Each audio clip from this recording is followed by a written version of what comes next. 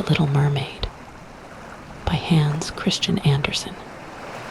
Far out in the sea, the water is as blue as the petals of the loveliest of cornflowers, and as clear as the clearest glass. But it is very deep, deeper than any anchor cable can reach, and many church towers would have to be put one on the top of another to reach from the bottom out of the water. Down there live the sea people. Now you must not think for a moment that there is only a bare white sandy bottom there. No, no. There the most extraordinary trees and plants grow, which have stems and leaves so supple that they stir at the slightest movement of the water, as if they were alive. All the fish, big and little, flit among the branches, like the birds in the air up here. In the deepest place of all lies the Sea King's palace. The walls are of coral, and the tall pointed windows of the clearest possible amber. But the roof is of mussel shells that open and shut themselves as the water moves. It all looks beautiful, for in every one of them lie shining pearls, a single one of which would be the principal ornament in a queen's crown. The Sea King down there had been a widower for many years, but his old mother kept house for him. She was a clever woman, but proud of her rank, for which reason she went about with 12 oysters on her tail, while the rest of the nobility might only carry 6. For the rest she deserved high praise, especially because she was so fond of the little sea princesses, her grandchildren. There were 6 of them, beautiful children, but the youngest was the prettiest of them all. Her skin was as bright and pure as a rose leaf. Her eyes were as blue as the deepest lake, but like all the rest, she had no feet. Her body ended in a fish's tail. All the livelong day they might play down in the palace, in the great halls, where live flowers grew out of the walls. The big windows of amber stood open, and the fishes swam in through them, just as with us swallows fly in when we open the windows. But the fishes used to swim right up to the little princesses and feed out of their hands and allow themselves to be stroked. Outside the palace, there was a large garden with fiery red and dark blue trees, whose fruit shone like gold, and their flowers were like a flaming fire, because they were always moving their stems and leaves. The ground was of the finest sand, but blue like the flame of sulfur. Over the whole expanse down there lay a wonderful blue sheen. You could more easily imagine that you were far up in the air, and could see the sky above you and below you, than that you were at the bottom of the sea. In a dead calm, you could see the sun. It looked like a purple flower out of whose cup all the light was streaming. Each of the young princesses had her little plot in the garden, where she could dig and plant as she liked. One would make her flower bed in the shape of a whale. Another preferred to have hers like a little mermaid, but the youngest made hers quite round, like the sun, and would only have flowers that shone red like it.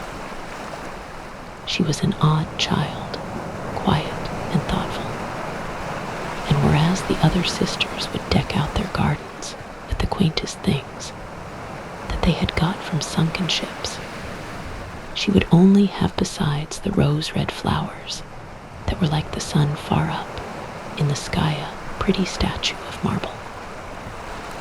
It was of a handsome boy, carved out of bright white stone, which had come down to the sea bottom from a wreck. Beside the statue, she planted a rose-red weeping willow, which grew splendidly and hung its fresh branches over it, right down to the blue sand bottom, on which the shadows showed violet, and moved with the branches. It looked as if the top and the roots of the tree were playing at kissing each other. She had no greater delight than in dreaming about the world of men up above. The old grandmother had to tell her all she knew about ships and horses and men and animals. It seemed to her particularly delightful that up there on earth the flowers smelt sweet, which they did not at the sea bottom, and that the woods were green, and the fish which one saw among the branches could sing so loud and prettily that it was a joy to hear them. It was the little birds that the grandmother called fish. Otherwise, they could not have understood, for they had never seen a bird. "When you're full 15 years old," said the grandmother, "you shall have leave to come up out of the sea and sit on the rocks in the moonlight, and see the big ships that come sailing by, and forests and houses you shall see." During the year that was passing, one of the sisters was 15 years old, but the rest why? Each was a year younger than the next, and so the youngest had a clear 5 years to wait before she could come up from the sea bottom and see how things go with us. But the first promised the next one to tell her what she had seen and had thought beautiful on the first day, for their grandmother didn't tell them enough. There were very many things they wanted to know about. None of them was so full of longing as the youngest, the very one who had the longest time to wait, and was so quiet and thoughtful. Many a night she stood at the open window and gazed up through the dark blue waters where the fish went waving their fins and tails. She could see the moon and the stars. Of course they were very pale, but seen through the water, they looked much larger than they do to our eyes. If something like a black cloud passed along beneath them, she knew that it was either a whale swimming above her, or even a ship with a number of people in it. Certainly, they never thought that beneath them there was a lovely little mermaid stretching her hands up towards the keel.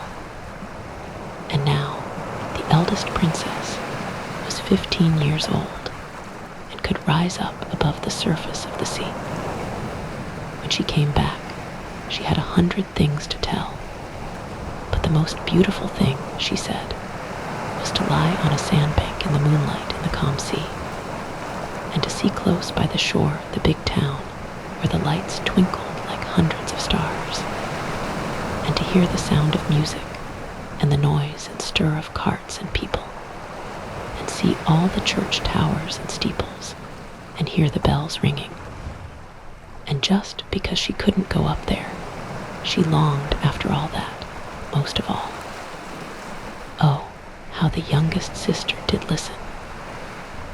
And when, later on in the evening, she stood at the open window and gazed up through the dark blue water, she thought about the big town and all the noise and stir, and then she fancied she could hear the church bells ringing down to her.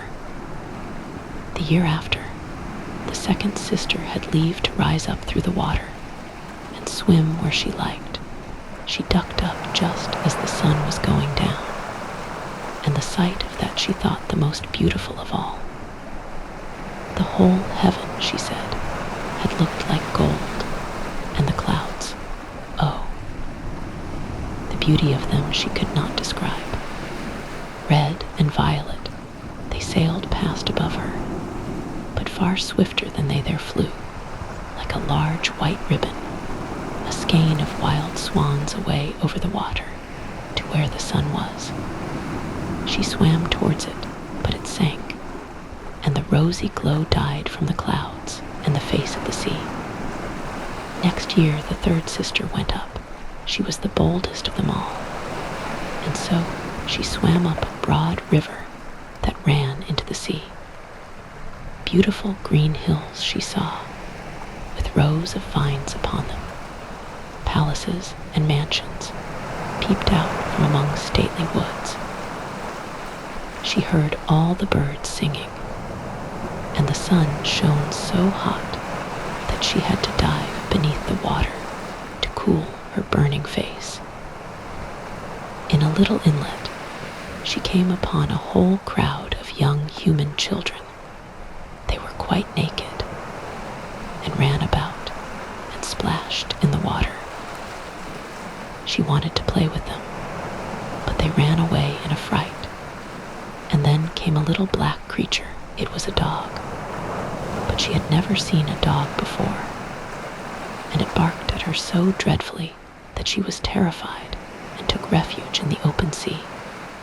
But never could she forget the splendid woods and the green hills and the pretty children who could swim in the water, though they had no fishtails. The fourth sister was not so daring. She stayed out in the lonely sea and told them that that was the most beautiful of all. You could see many, many miles all round, and the sky arched over you like a great bell of glass.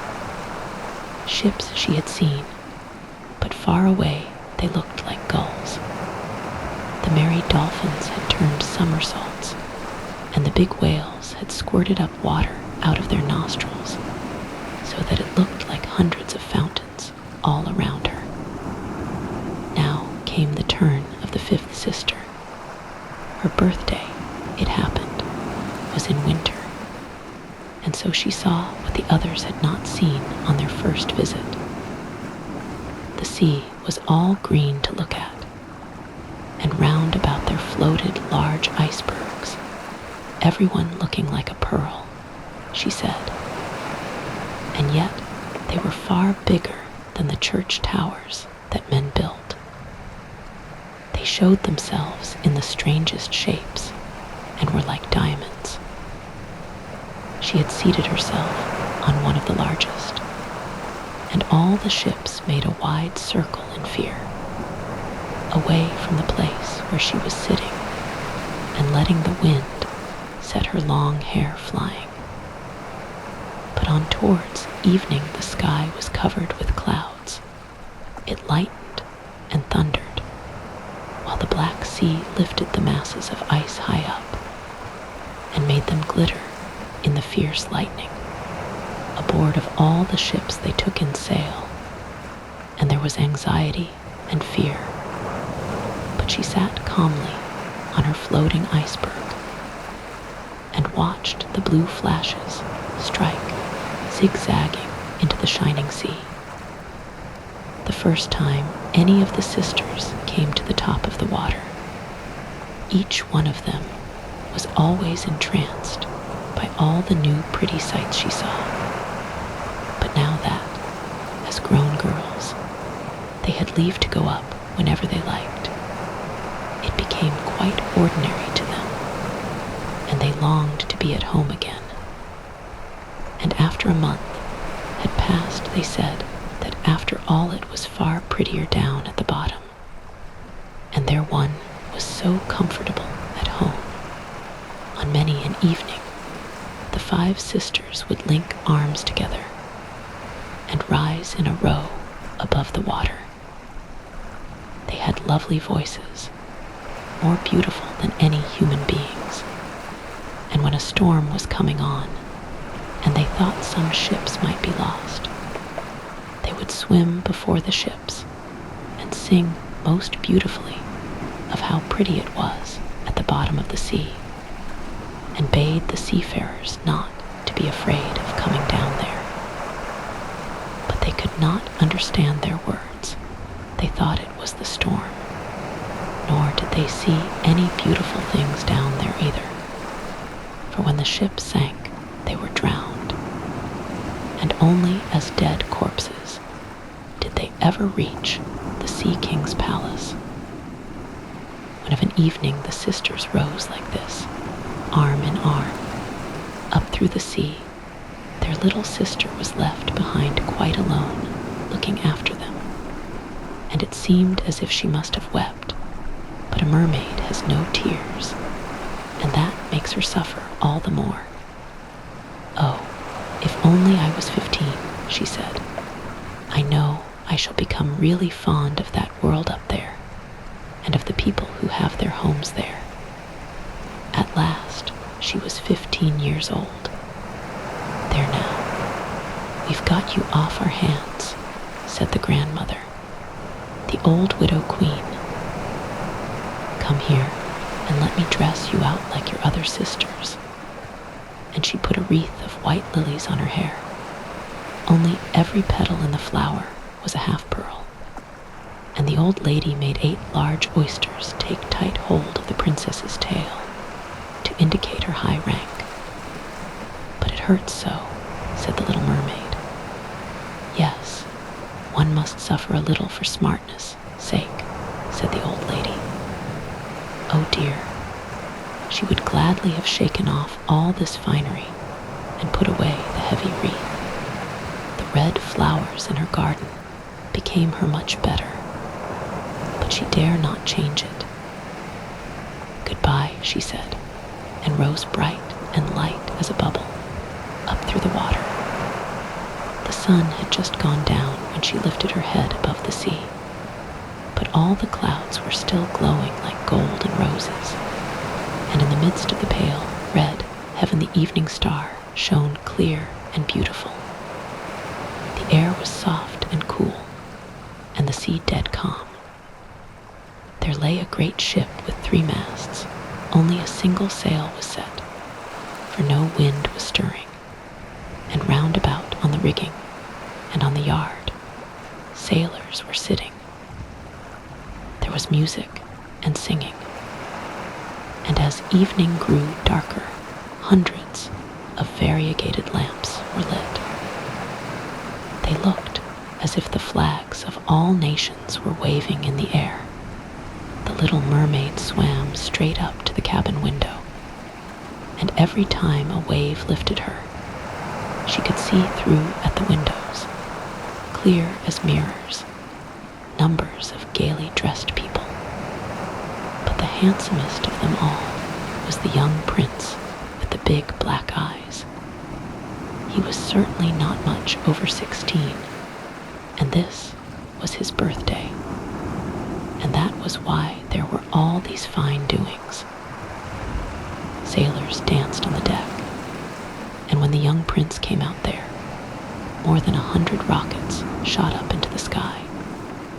They shone as bright as day, and the little mermaid was quite frightened and dived down beneath the water.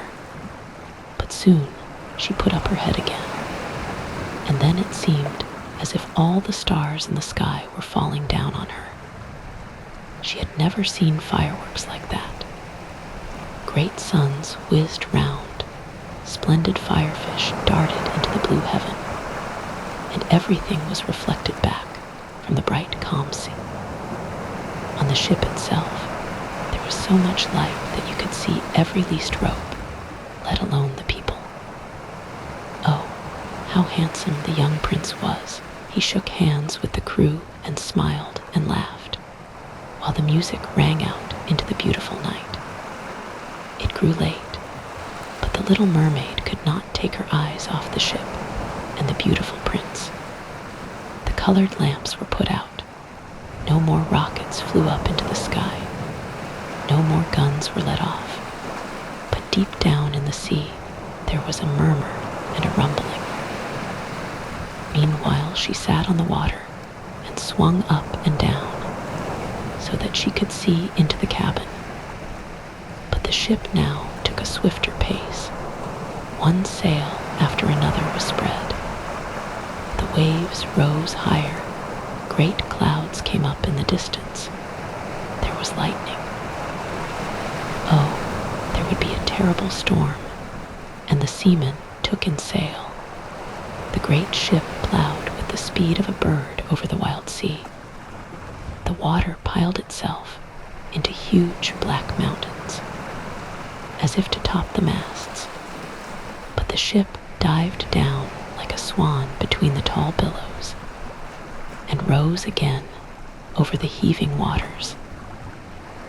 To the Little Mermaid, it seemed just a pleasant jaunt, but not so to the sailors.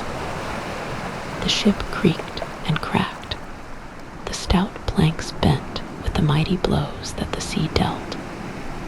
The mast snapped in the midst as if it had been a reed, and the ship heeled over on her side, while the water rushed into her hull. Now the Little Mermaid saw they were in peril. She herself had to beware of the beams and broken pieces of the ship that were driven about in the sea. At one instant it was so pitch dark that she could see nothing whatever. Then, when it lightened, it was so bright that she could see everyone on board. Everyone was leaping off as best he could. The young prince above all she looked for, and she saw him, when the ship parted, sink down into the deep. For a moment she was full of joy that now he was coming down to her. But then she remembered that men could not live in the water, and that he could never come alive to her father's palace. No, die he must not. So she swam in among the beams and planks that drove about in the water, quite forgetting that they might have crushed her dive deep beneath the water, and rose high among the billows, and so came at last to the young prince, who could hardly keep himself afloat any longer in the stormy sea. His arms and legs were beginning to tire. His beautiful eyes were closing, but he would perforce have died had not the Little Mermaid come to him. She held his head above the water and let the waves drive her with him whither they would. At dawn, the tempest was over of the ship. There was not a bit to be seen. The sun rose red and bright out of the water, and it seemed as if thereat life came into the prince's cheeks, but his eyes were still closed. The mermaid kissed his fair high forehead and stroked back his wet hair. She thought he resembled the marble statue down in her little garden. She kissed him again and wished that he might live after all. And now she saw in front of her the dry land, high blue hills on whose top the white snow shone as if swans were lying there.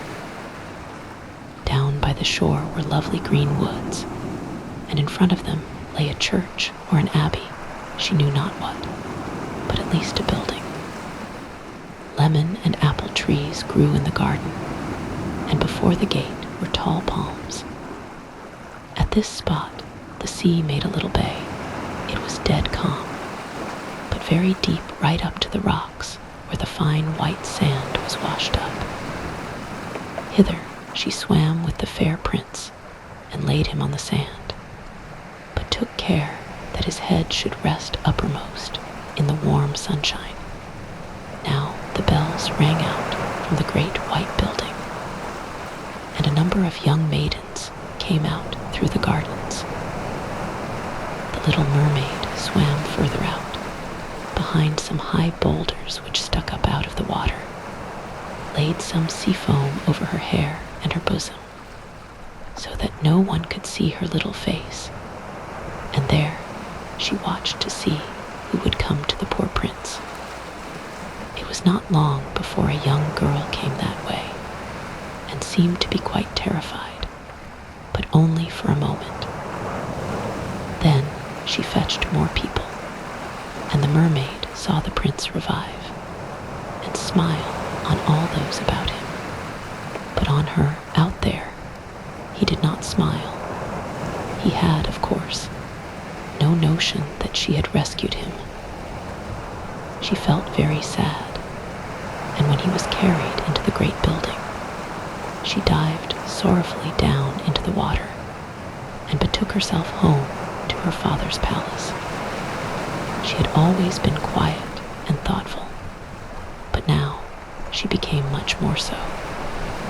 The sisters asked her what she had seen the first time she went up, but she did not tell them anything about it. Every evening and morning did she go up to the place where she had left the prince. She saw how the fruits in the garden grew ripe and were picked. She saw how the snow melted on the high mountains, but the prince she never saw, so she always turned homeward sadder than before. It was her one comfort to sit in her little garden and throw her arms about the fair marble statue, which was like the prince. But she took no care of her flowers, and they spread as in a wild wood over all the paths, and wove their long stems and leaves in among the branches of the trees, so that it was quite dark there. At last she could contain herself no longer, but told one of her sisters, and at once all the others got to know it, but nobody else except them, and just one or two other mermaids, who didn't tell anyone but their dearest friends. One of these could tell who the prince was. She too had seen the fate on the ship, and knew where he came from and where his kingdom lay. "Come, little sister," said the other princesses, and with their arms about each other's shoulders, they rose in a long line out of the sea in front of the spot where they knew the prince's palace was. It was built of a kind of pale yellow shining stone, with great marble steps that you could go down straight into the sea. Stately gilded domes rose above the roof, and between the pillars that surrounded the whole building stood statues of marble, which seemed alive. Through the clear glass of the tall windows, you could see into the noble halls, where costly silk curtains and tapestries were hung, and all the walls were decked with great paintings that it was delightful to gaze at. In the middle of the largest hall, a great fountain splashed, its jet soared high up towards the glass dome in the roof, through which the sun shone on the water and on the beautiful plants that grew in the wide basin. Now she knew where he lived, and thither she came on many an evening and night upon the water. She swam much closer to the land than any of the others had dared to do. She even went right up the narrow canal beneath the stately balcony of marble, which cast a shadow far over the water. Here she would sit and gaze at the young prince, who believed himself to be quite alone in the bright moonlight. Many an evening she saw him sail to the sound of music in his splendid boat, where the flags waved. She peeped out from among the green weed, and if the breeze caught her long silver white veil, and anyone saw it, they thought it was a swan flapping its wings. Many a night, when the fishermen lay out at sea with torches, she heard them telling all manner of good about the young prince, and it made her glad that she had saved his life when he was being tossed half dead upon the waves, and she thought of how close his head had lain on her bosom, and how lovingly she had kissed him then. He knew nothing whatever about it, and could not so much as dream about her. She became fonder and fonder of human people, and more did she long to be able to go up amongst them. Their world, she thought, was far larger than hers, for they could fly far over the sea in ships, climb high up above the clouds on the lofty mountains, and the lands they owned stretched over forests and fields farther than she could see. There was a great deal she wanted to know, but her sisters could not answer all her questions, so she asked the old grandmother. She knew well the upper world, as she very properly called the countries above the sea. If the human people aren't drowned, the Little Mermaid inquired, can they go on living always? Don't they die as we do down here in the sea? Yes, said the old lady. They have to die too, and besides, their lifetime is shorter than ours. We can live for 300 years, but when we cease to be here, we only turn to foam on the water, and have not even a grave down here among our dear ones. We have no immortal souls. We never live again. We are like the green weed. Once it is cut down, it never grows green again. Humankind, on the other hand, have a soul that lives always after the body has turned into earth. It rises up through the clear air, up to all the shining stars, just as we rise out of the sea and look at the human people's country.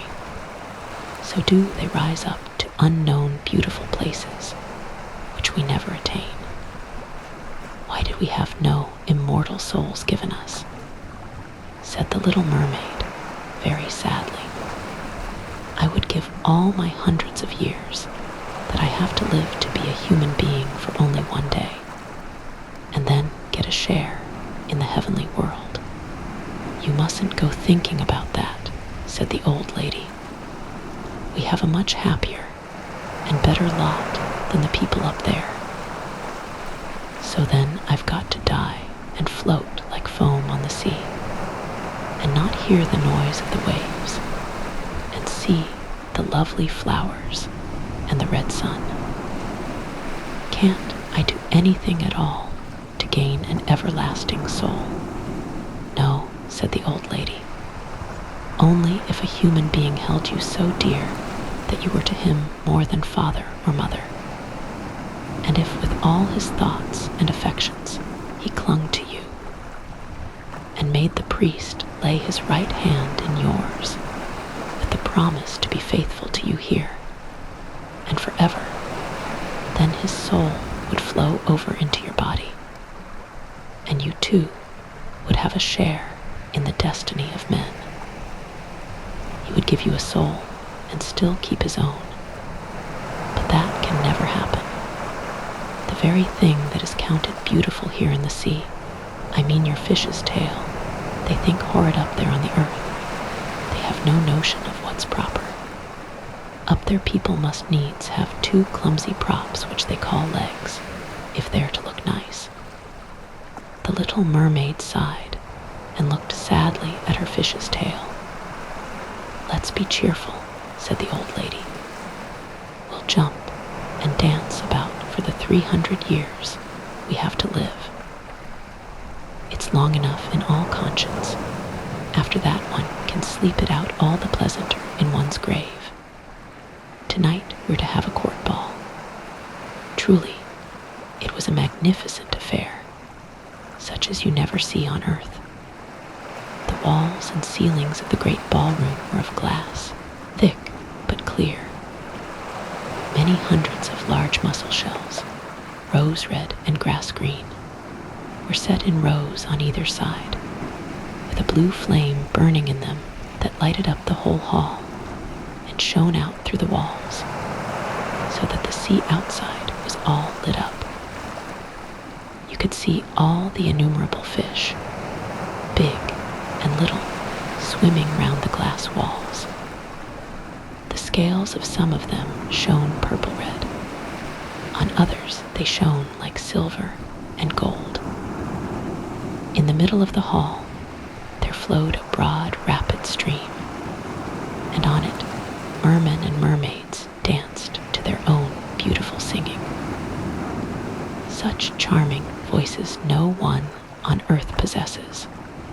The Little Mermaid sang the most beautifully of them all, and they clapped their hands at her, and for a moment she felt joy at her heart. for she knew that she had the loveliest voice of anyone on earth or sea. But soon she began to think again about the world above her. She could not forget the handsome prince, and her own sorrow that she did not, like him, possess an immortal soul. So she stole out of her father's palace, and while everything there was song and merriment, she sat sadly in her little garden. There she heard the beating waves sounding down through the water, and she thought, sure, he is sailing up there, he whom I love more than father or mother, he to whom my thoughts cling, and in whose hand I would lay the destiny of my life. I would risk everything to win him and an immortal soul. While my sisters are dancing in my father's palace, I will go to the old sea witch. I've always been dreadfully afraid of her, but it may be she can advise me and help me. So the little mermaid went off out of her garden towards the roaring maelstrom behind which the witch lived. She had never been that way before. No flowers grew there, and no sea grass. Only the bare gray sandy bottom stretched out round the maelstrom, where the water whirled round like a roaring mill wheel, and swept everything it caught hold of down with it into the deep. Right through those tearing whirls, she must go to enter the sea witch's domain. And here, for a long way, the only path ran over hot bubbling mire, which the witch called her peat moss. Behind it lay her house, in the middle of a hideous wood. All the trees and bushes of it were polypi, half animal and half plant, which looked like 100-headed snakes growing out of the ground. All their branches were long slimy arms with fingers like pliant worms, and joint after joint they kept in motion from the root till the outermost tip. Everything in the sea that they could grasp they twined themselves about, and never let it go again. The little mermaid was in terrible fear as she stopped outside the wood. Her heart beat with terror, and she almost turned back. But then she thought of the prince and of the human soul, and so she took courage. She bound her long flowing hair close about her head, so that the polypi should not catch her by it. She joined her two hands together on her breast, and darted along as a fish darts through the water, in among the terrible polypi, which stretched out their pliant arms and fingers after her. She saw that every one of these held something it had caught, and hundreds of little arms held it like strong bands of iron. Men who had been lost at sea and had sunk deep down there looked out, white skeletons, from among the arms of the polypi. Rudders of ships and chests they held fast, skeletons of land beasts, and even a little mermaid, which they had caught and killed. That, to her, was almost the most frightful thing of all. Now she came to a great slimy clearing in the wood, where large fat water snakes wallowed, showing their ugly whitey yellow coils. In the center of the clearing was a house built of the white bones of men. There the sea witch sat, making a toad feed out of her mouth, as we make a little canary bird eat sugar. The hideous fat water snakes she called her little chicks, and let them coil about over her great spongy bosom. "I know well enough what you want," said the sea witch, "and a silly thing, too, all the same. You shall have your way, for it'll bring you to a bad end, my pretty princess." You want to be rid of your fish tail and have two props to walk on instead, like humans, so that the young prince may fall in love with you, and you may get him and an immortal soul. With that, the witch laughed so loud and so hideously that the toad and the snakes tumbled down onto the ground and wallowed about there. "You've come just in the nick of time," said the witch. "Tomorrow, after sunrise, I couldn't help you till another year came round.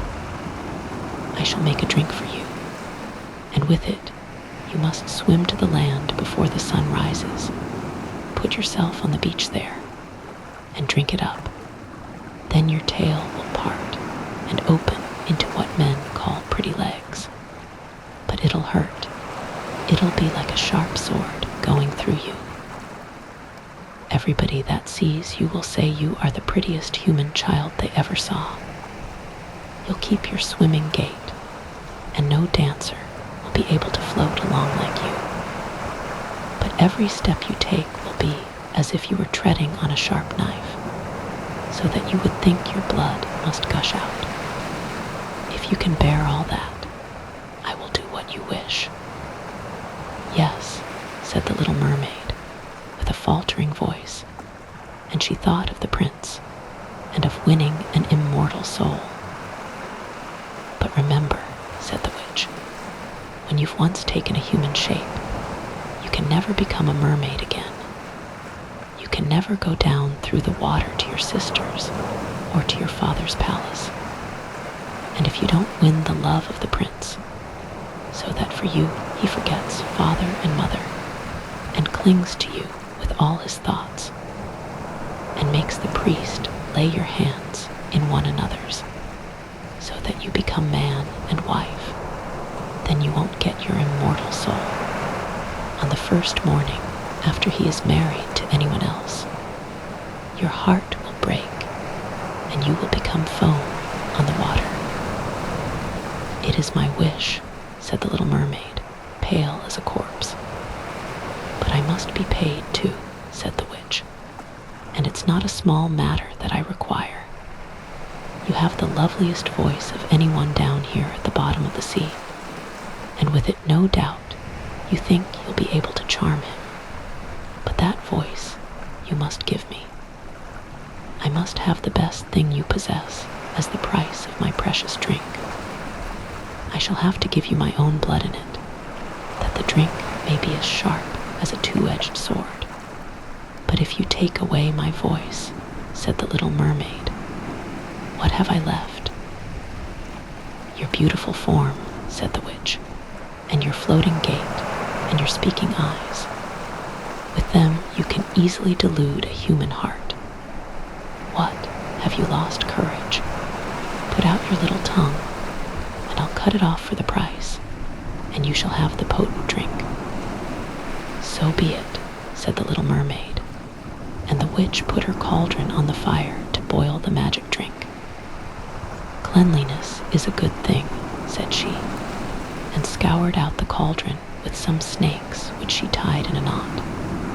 Then she scratched herself in the breast and let the black blood drip into the pot.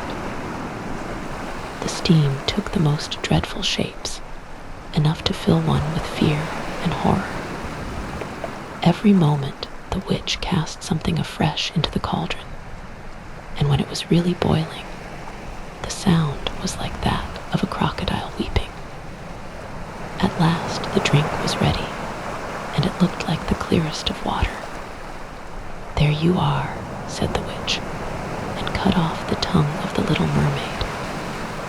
Now she was dumb. She could neither sing nor speak.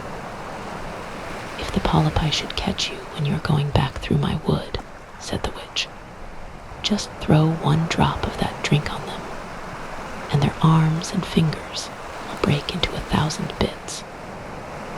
But there was no need for the little mermaid to do that. The polypi shrank back in fear before her when they saw the shining drink which glittered in her hand as if it had been a twinkling star. So she passed quickly through the wood and the marsh and the roaring maelstrom, she could see her father's palace. The torches were quenched in the great ballroom. No doubt everyone in there was asleep, but she dared not go to them now that she was dumb and was going to leave them forever.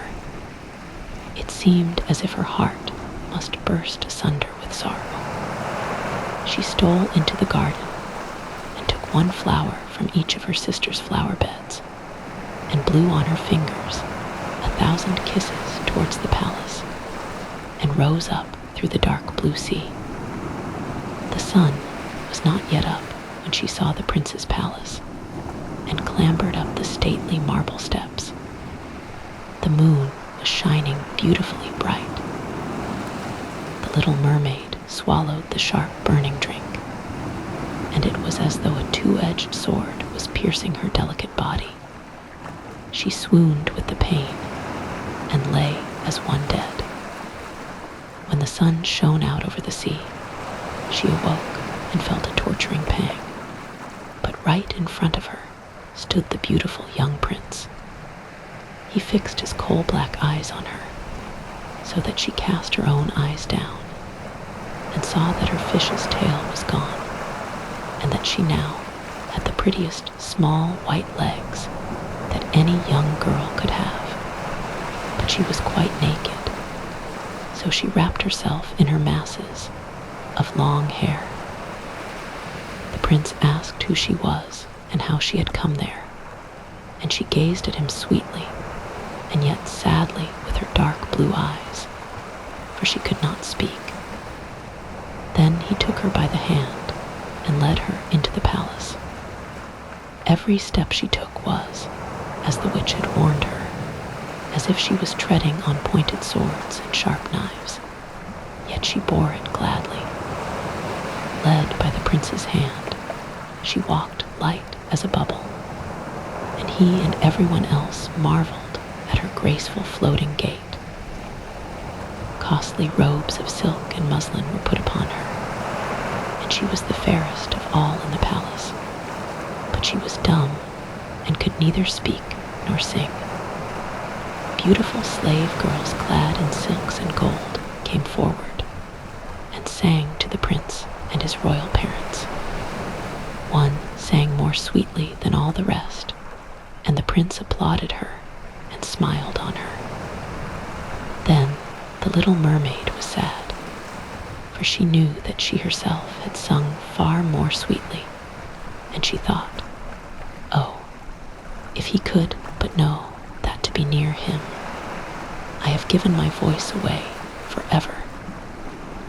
Then the slave girls danced graceful floating dances to the noblest of music.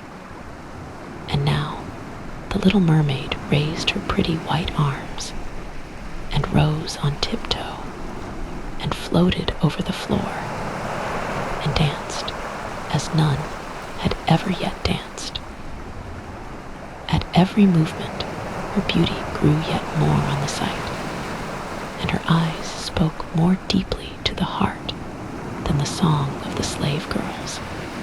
Everyone was enraptured by it, and more than all, the prince, who called her his little foundling. And she danced again and again, though every time her foot touched the ground it was as though she was treading on sharp knives. The prince said that now she should always be near him, and she was allowed to sleep outside his door on a cushion of silk. He had a boy's dress made for her, so that she might ride with him on horseback. They rode through the sweet-smelling woods, where the green boughs brushed her shoulders, and the little birds sang in the cover of the young leaves. With the prince, she clambered up the high mountains, and though her delicate feet were cut so that everyone could see, she only laughed and followed him till they could see the clouds beneath them, like a flock of birds flying towards the distant lands. At home at the prince's palace, when at night all the others were asleep, she would go out to the broad marble stairs and it cooled her burning feet to stand in the cold sea water. And then she thought about those who were down in the deeps below.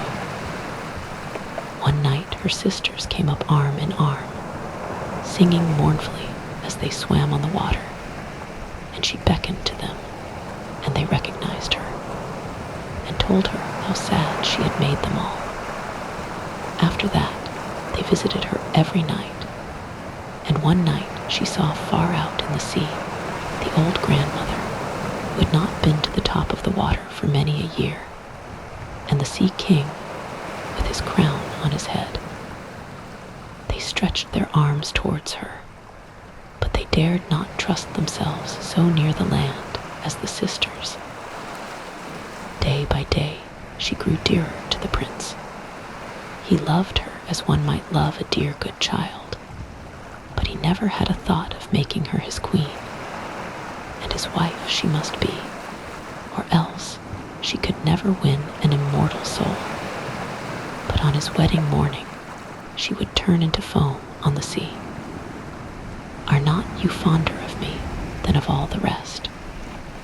The little mermaid's eyes seemed to say when he took her in his arms and kissed her fair brow. Yes, you are dearest of all to me, said the prince, for you have the best heart of them all. You are dearest to me, and you are like a young maiden whom I saw once, and certainly shall never meet again. I was on a ship that was wrecked, and the waves drove me to land near a holy temple where a number of young maidens ministered. The youngest of them found me on the bank and saved my life. I saw her only twice. She was the only one I could love in all the world, but you are like her. You almost stamp her likeness on my soul. She belongs to that holy temple, and therefore my good fortune has sent you to me, and we never will part. Ah, he doesn't know that I saved his life, thought the little mermaid. I bore him over the sea, away to the grove where the temple stands. I sat behind him in the foam and watched to see if anyone would come, and saw the pretty maiden whom he loves more than me, and the mermaid heaved a deep sigh. Weep she could not. The maiden belongs to the holy temple, he said. She will never come out into the world. They will never meet again. I am with him. I see him every day. I will tend him and love him and give up my life to him. But now the prince was to be married, people said, and to take the beautiful daughter of the neighboring king. And it was for that he was fitting out such a splendid ship. They say, of course, that the prince is going to travel to see the country of the king next door, but it really is to see his daughter. He's to have a great suite with him. But the little mermaid shook her head and laughed. She knew the prince's mind better than anyone else. I must travel, he had said to her. I must see the pretty princess. My father and mother require that. But they will not force me to bring her home as my bride. I cannot love her. She is not like the fair maiden of the temple, as you are. If ever I chose a bride, it would be you first, my dumb foundling with the speaking eyes. And he kissed her red lips, and played with her long hair, and laid his head on her heart, so that it dreamed of man's destiny and an undying soul. You're not afraid of the sea, are you, my dumb child? Said he as they stood on the splendid ship that was to bear them to the country of the neighboring king. And he told her of storms and calm, of strange fishes in the deep, and of what divers had seen down there, and she smiled at his description, for of course she knew more than anybody else about the bottom of the sea. In the moonlit night, when all but the steersmen were asleep, she sat on the gunwale of the ship and gazed down through the clear water and fancied she saw her father's palace. On the summit of it stood the old grandmother, with a crown of silver on her head, gazing up through the swift current at the ship's keel. Then her sisters came up upon the water and looked mournfully at her and wrung their white hands. She beckoned to them and smiled and wanted to tell them that all was going well and happily with her. But then the ship's boy came towards her, and the sisters dived down. So he thought the white arms he had seen were foam on the sea. Next morning, the ship sailed into the harbor of the neighboring king's fine city. All the church bells rang out, and from the tall towers there came blaring of trumpets, while the soldiers paraded with waving flags and glittering bayonets. Every day there was a fete. Balls and parties followed on one another, but as yet the princess was not there. She was being brought up far away in a sacred temple, they said, and there was learning all royal accomplishments. At last she arrived. The little mermaid waited, eager to see her beauty, and she had to confess that a more graceful form she had never seen. The skin was so delicate and pure, and behind the long dark eyelashes a pair of dark blue beautiful eyes smiled out. "It is you," said the prince, "you who saved me when I lay like a corpse on the shore." And he clasped his blushing bride in his arms. "Oh, I am more than happy," he said to the little mermaid. "My dearest wish, the thing I never dared hope for, has been granted me. You will rejoice in my happiness, for you are fonder of me than all the rest." And the little mermaid kissed his hand and thought she felt her heart breaking. His wedding morning would bring death to her and would change her into foam upon the sea. All the church bells were ringing. The heralds rode about and proclaimed the betrothal. On every altar, fragrant oil was burning in precious silver lamps. The priests swung their censers, and the bride and bridegroom joined hands and received the blessing of the bishop. The little mermaid, clad in silk and gold, stood holding the bride's train, but her ears heard not the festal music. Her eyes saw not the holy rite, she thought, on the eve of her death, of all that she had lost in the world. That very evening, the bride and the bridegroom embarked on the ship, and the cannons were fired and the flags waved, and amidship was raised a royal tent of gold and purple with the loveliest of curtains. And there the married pair were to sleep in that calm, cool night.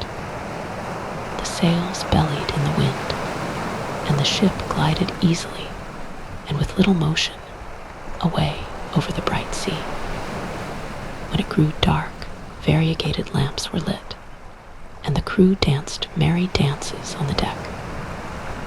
The little mermaid could not but think of the first time she rose up out of the sea and saw that same splendor and merriment, and she too whirled about in the dance, swerving as the swallow swerves when it is chased, and everyone was in ecstasies of wonder at her. Never before had she danced so wonderfully. Sharp knives seemed to be cutting her delicate feet, but she hardly felt it. The wounds in her heart were sharper. She knew that was the last night she would see him, for whom she had forsaken her race and her home, and given up her lovely voice, and daily had suffered unending pain unknown to him. This was the last night that she would breathe the same air as he, or see the deep ocean and the starlit heavens. An eternal night without thought, without dream, awaited her who neither had a soul nor could win one. But all was joy and merriment aboard the ship till long past midnight. She laughed and danced with the thought of death in her heart. The prince kissed his beautiful bride, and she played with his black hair, and arm in arm they went to rest in the splendid tent. It was still and quiet now on the ship. Only the helmsman stood at the tiller. The little mermaid laid her white arms on the bulwark and gazed eastward for the red of dawn. The first ray of the sun, she knew, would kill her. Then she saw her sisters rise out of the sea. They were pale as she. Their beautiful long hair no longer fluttered in the breeze. It had been cut off. We have given it to the witch to make her help us, that you may not die tonight. She has given us a knife. Here it is. Do you see how sharp it is? Before the sun rises, you must plunge it into the prince's heart, and when his warm blood gushes out upon your feet, they will grow together into a fish tail, and you will become a mermaid again, and will be able to come down to us in the water and live out your 300 years before you turn into the dead salt sea foam. Make haste. He or you must die before the sun rises. Our old grandmother has been mourning till her white hair has fallen off as ours fell before the witch's shears. Kill the prince and come back. Make haste. Do you not see the red band in the heavens? In a few minutes, the sun will climb into the sky, and then you must die. And with a strange, heavy sigh, they sank beneath the waves. The little mermaid drew aside the purple curtain of the tent and saw the beautiful bride sleeping with her head on the prince's breast. And she stopped and kissed him on his fair brow, and looked at the sky where the red of the dawn was shining brighter and brighter, looked at the sharp knife, and fixed her eyes again on the prince, who in his sleep was murmuring the name of his bride. She alone was in his thoughts, and the knife quivered in the mermaid's hand, but then she cast it far out into the waves, and where it fell they shone red, and it seemed as if drops of blood spurted up out of the water. Once more she gazed with a half-dying glance on the prince, and then threw herself from the ship into the sea, and felt that her body was dissolving into foam.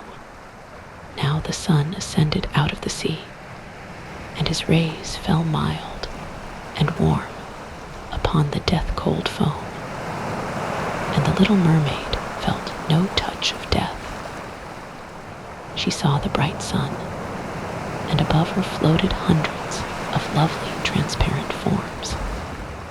Through them she could see the white sails of the ship and the rosy clouds in the sky. Their voices were as music, but so ethereal that no human ear could hear it, just as no earthly eye could see them. Wingless, they floated by their own lightness through the air. The little mermaid saw that she too had a body like theirs, which was rising further and further up out of the foam. "To whom am I coming?" said she, and her voice rang like that of the other beings, so ethereally that no earthly music can re-echo its sound. "To the daughters of the air," the others answered. "The mermaid has no immortal soul, and can never gain one unless she wins the love of a mortal. It is on a power outside her that her eternal being depends. The daughters of the air have no everlasting soul either, but they can by good deeds shape one for themselves. We are flying to the hot countries, where the stagnant air of pestilence kills men. There we waft coolness. We spread the perfume of the flowers through the air and send men new life and healing. When for 300 years we have striven to do the good we can, we receive an immortal soul and have a share in the everlasting happiness of mankind. You poor little mermaid have striven for that too with all your heart. You have suffered and endured and raised yourself into the world of the spirits of the air. And you also, by good deeds, can shape for yourself an immortal soul in the space of 300 years. And the little mermaid raised her bright arms towards God's Son, and for the first time she felt the gift of tears. On the ship there was stir and life again. She saw the prince with his fair bride seeking for her. In deep sorrow they gazed down into the bubbling foam, as if they knew she had cast herself into the waves.